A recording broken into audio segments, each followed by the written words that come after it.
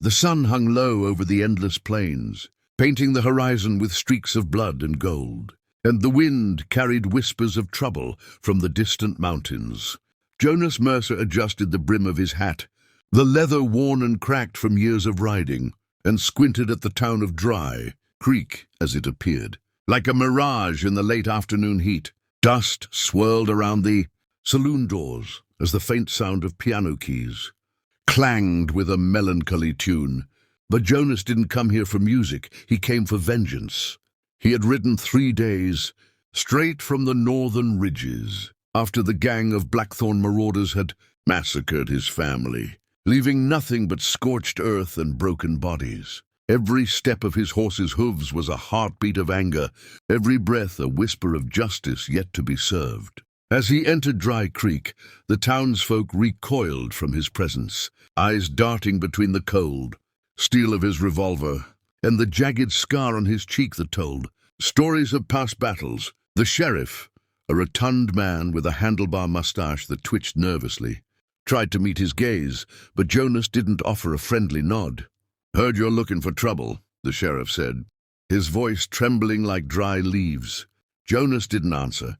He just moved through the streets like a shadow, every creaking signboard and rattling window marking his approach. Inside the saloon, the air thick with cigar smoke and the bitter scent of whiskey, Jonas spotted them, the marauders, laughing and tossing coins with the arrogance of men who believed the West belonged to them. He walked closer, boots clicking on the wooden floor, and the laughter stopped mid-sentence as their eyes met his. Time slowed. Dust motes floated lazily in the streaks of light, cutting through the blinds, and the piano fell silent as every patron sensed the storm that had arrived. Jonas's hand hovered near his revolver, memories of blood and fire sharpening his focus. He didn't want fear, he wanted reckoning. One marauder, a hulking man with a twisted grin, stepped forward, cracking his knuckles like a warning. "You lost, friend," he sneered. Jonas's voice was low, deliberate, carrying the weight of every lost life he had mourned on the trail. "No, I'm exactly where I need to be." With that, the first shot rang out, echoing like a clap of thunder across the wooden walls. Chaos erupted. The saloon became a storm of flying chairs, shattered glass, and gunpowder smoke. Jonas moved with a precision that was almost otherworldly, each pull of the trigger sending marauders to the floor, each dodge a dance between death and destiny. Outside, the townsfolk pressed against windows, holding their breath, witnessing a storm that seemed pulled from legend. By the time the smoke cleared, Jonas stood alone in the center of the floor, the marauders either unconscious or fleeing into the dust-choked streets. He holstered his revolver, his chest heaving, eyes scanning the saloon for survivors. A young boy peered from behind the bar, wide-eyed and trembling. Jonas knelt, not as a hero, but as a man carrying the weight of countless tragedies. "You all right, kid?" he asked softly, and the boy nodded, too shaken for words. Outside, the wind whispered through the empty streets, carrying promises of more battles to come. Jonas mounted his horse, casting one last glance at Dry Creek. The road ahead was long, the mountains still distant, and the marauder's leader, the one responsible for his family, was still alive. He tightened his grip on the reins, determination blazing like the dying sun. This was only the beginning. The night settled over the plains like a velvet shroud. Stars scattered across the sky, indifferent to the violence brewing below. Jonas Mercer rode hard, the moonlight reflecting off the steel of his revolvers, shadows stretching long across the trail.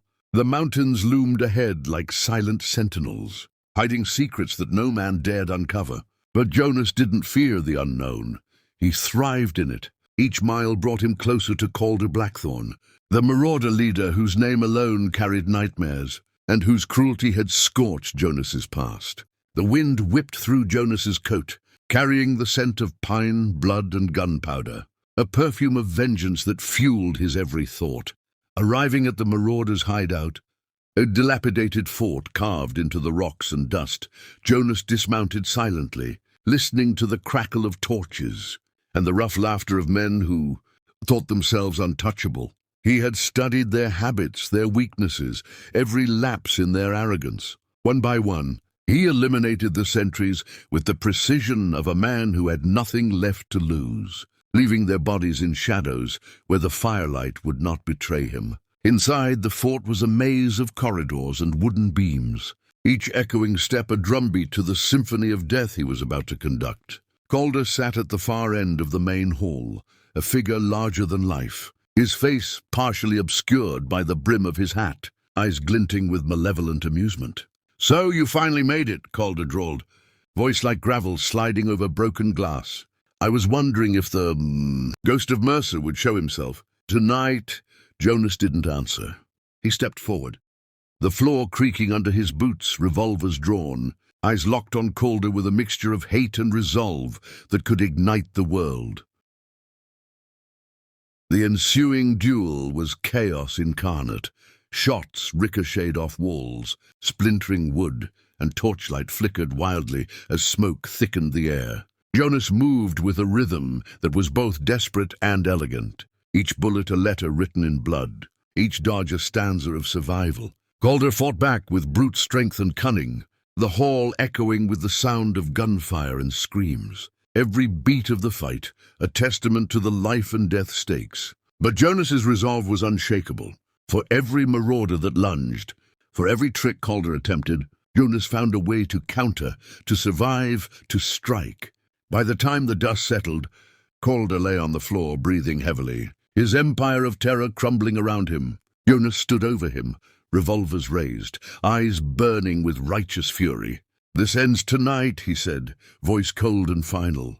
With Calder subdued and the marauders either dead or scattered, Jonas surveyed the wreckage of the fort. The night was quiet, save for the whispering wind and the occasional distant howl. He had avenged his family, but the West was vast and merciless. His legend was only beginning. The townsfolk of Dry Creek would remember his name. The plains would whisper of his deeds, and somewhere beyond the horizon, more challenges awaited. Mounting his horse once more, Jonas rode into the first light of dawn.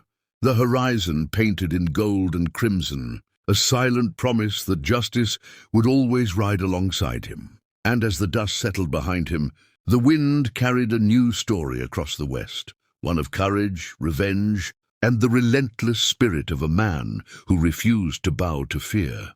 The plains were quiet, almost too quiet, as Jonas Mercer rode away from the ashes of the Blackthorn fort. The wind whispered through the grass, carrying echoes of past battles and a warning that the West was far from tamed. But Jonas's path was no longer just revenge. It was destiny.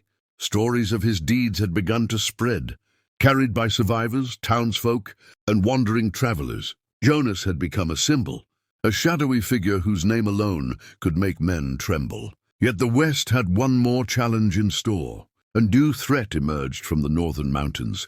A ruthless outlaw gang called the Iron Vultures, led by the cunning and unpredictable Silas Kane. Kane had heard of Jonas's legend and saw him as either a rival to crush or a tool to exploit, and he wasn't the kind of man who left things to chance. Jonas's first encounter with the Iron Vultures was a tense standoff at a crossroads under a blood-orange sunset. Silas Kane emerged, flanked by his gang, their horses stamping impatiently on the dusty ground. "I hear you've been cleaning up the West," Kane said, a smirk curling beneath his shadowed hat. "Funny thing, I don't like people who play hero." Jonas's hand hovered near his revolver, but he didn't draw immediately. He knew Kane was dangerous, not just for his guns, but for his mind. Words became bullets, tension so thick it could choke, and suddenly the duel exploded, shots ringing out. Dust clouds rising and sparks of fire igniting the dry plains. Jonas moved with lethal precision, taking down one vulture after another. But Kane's unpredictability forced him to adapt, using not just skill, but strategy and cunning. After the skirmish, Jonas tracked Kane's gang to an abandoned mining town. Shadows of buildings twisted and falling apart like the memories of old sins. Inside the derelict saloon, Kane waited, not with malice but amusement, as if daring Jonas to finally understand what it meant to be a true legend. "You've got skill, Mercer," Kane said, voice smooth yet cold. "But skill alone won't survive the West." The final confrontation was brutal. Gunfire, clever traps, and close combat that tested Jonas like never before. In the end, Kane lay defeated, his gang scattered to the wind, and Jonas stood amidst the wreckage, breathing heavy, chest pounding, every scar on his body a testament to survival. By the time dawn broke over the plains, Jonas Mercer wasn't just a man seeking vengeance, he was a legend, a symbol of justice, courage, and relentless will. Towns would tell tales of the gunslinger who faced death, outlaws, and betrayal, and lived to carve his name into the annals of the West. He mounted his horse, eyes fixed on the horizon, knowing the road ahead was long, but for the first time, he rode not for revenge, but for freedom. The West had been tamed not by law, but by a man who refused to bow.